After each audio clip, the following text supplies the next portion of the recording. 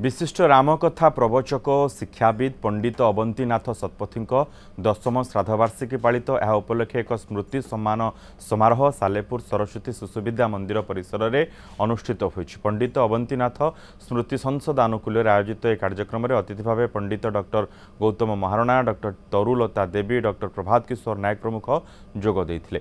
सालेपुर अंचल बहु कृति छात्र छात्री, शिक्षाविद, सांबादिक, समाजसेवी अनुष्ठान पक्षरु मानपत्र उपढौकन देवा सह बहु सफल व्यक्तित्व को सम्मानित करा जायतिला।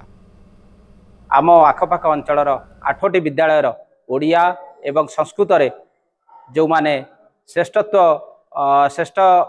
प्रदर्शन करिसंती पिला माने तांकु बाचू एवं तांकु पुरस्कृत करू।